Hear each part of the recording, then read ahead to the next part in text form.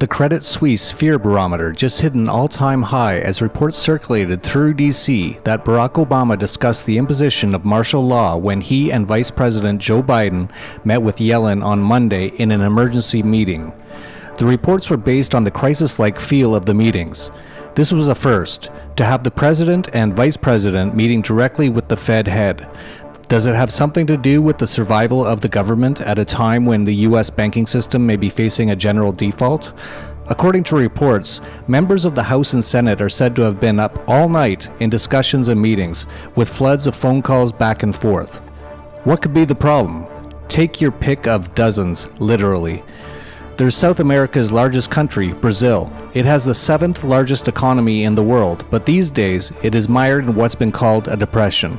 Employment has cratered and price inflation keeps rising, bringing people out onto the streets in huge protests. Meanwhile, the huge corruption scandal having to do with Petrobras has sent many Poles to jail and may soon claim the president, who is facing impeachment. In Venezuela, where I just visited and barely survived to see hyperinflation in person, the country's on the brink, pushed to the edge by the oil price collapse. People carry around backpacks full of bolivars to get through the day. The murder rate in Caracas is so bad that people don't go out at night. The morgues are full. The streets are empty. Austria just made a historical first with its first bank bail-in amidst hurried meetings in Europe. The failed Hypo Alpe Adria Bank, the Haida Asset Resolution AG, was forced by creditors into an involuntary bail-in after an $8.5 billion capital hole in its balance sheet became apparent. Austria is the first to use a new law, now part of the European Bank Recovery and Resolution Directive, to share losses of a failed bank with senior creditors as a way to slash the bank debt. It won't work though. This will see investors piling out of bank stocks, which in itself can cause the bank to fail. And once that happens, then the Cyprus-style depositor bail-ins begin. Italy is having its own banking crisis, actually one that has been dragging on for years and is reaching its ultimate conclusion. On Monday, Italy's finance minister presided over a meeting in Rome with bank officials from Italy's largest financial institutions to finalize a last resort bailout plan. Yet immediately afterward came reports it might not be enough to stop the slide of one of Italy's largest banks into the kind of insolvency faced by Italy's smaller banks. There are reports Italy has been hit by bank runs, and this latest news won't do anything to calm jitters. Italy has bank woes, but meanwhile, various banks have equity woes. Rumors are swirling around the solvency of Deutsche Bank in Germany, which has seen its stock crash near lows that were last seen all the way back in 2009. Credit Suisse and RBS have crashed as well. And in Germany, I have high-level information that I can't even release publicly, but I will tell TDV subscribers in our next issue coming out this week. The reason I can't or won't release this information publicly is that it could cause mass pandemonium in Germany and throughout the European Union if this information were known. Yes, it's that bad. Meanwhile, in China, as part of a secret G20 deal in February, Mario Draghi of the European Central Bank, along with Janet Yellen and other central bankers, slowed easing so that the yuan could devalue faster than would otherwise have been the case. Perhaps this has helped China's industrial exports, but not enough. A noted Chinese economist has just estimated that China would have to debase the yuan by nearly 15% immediately to bring some semblance of order back to the economy. Building a domestic market is not working or not working fast enough for China. China has been trying to prop up the yuan and has burned through more than $500 billion in foreign exchange dollars in order to do so. This can't go on. If they dump another $1 trillion or two on the world markets, we'll have the kind of collapse that will mark the end of the economic system nearly overnight instead of more gradually. As it is, the world is in an increasingly untenable state, and the US, supposedly the world's strongest economy, may be leading the way.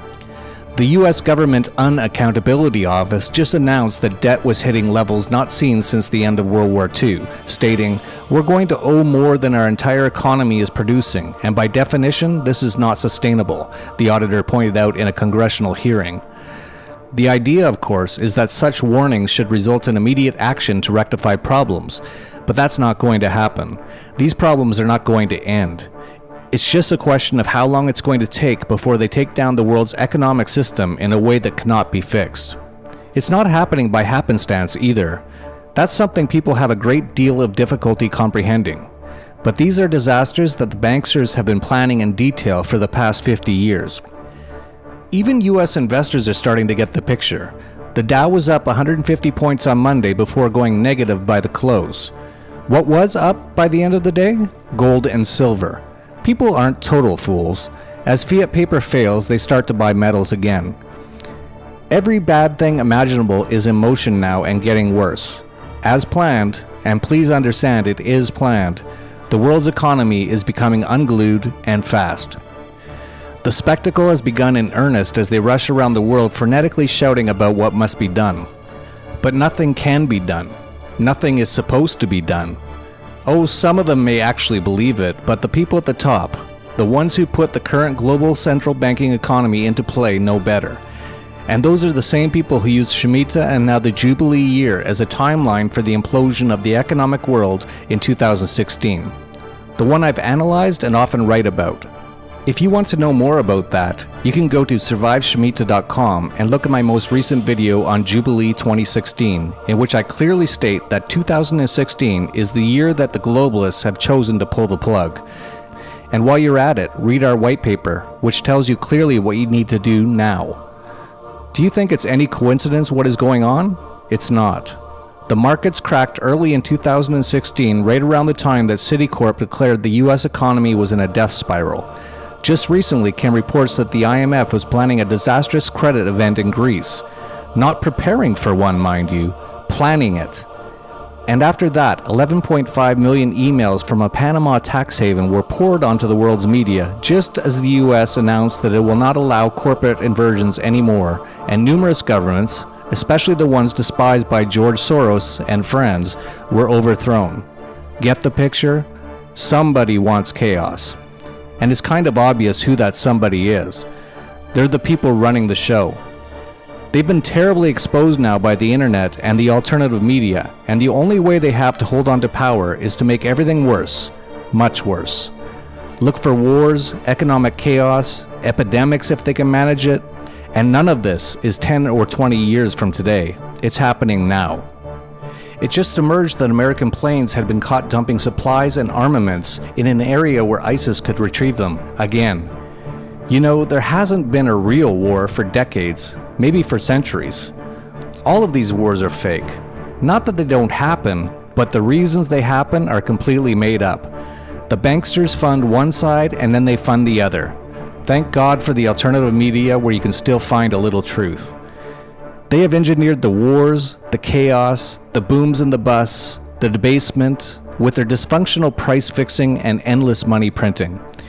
The exportation of the damnable British system of central banking has now destabilized Europe, Brazil, and China to such a point where the world's entire prosperity, what's left of it, is draining away. Upcoming this week, the vultures will circle around Washington, D.C. The IMF and the World Bank are coming to town, and reportedly some G20 officials as well. Again, the news reports will feature what they plan to do to avert further crises. In fact, they are meeting to figure out how to advance the crises. This is their system, their timeline, their doing. The dollar is going down.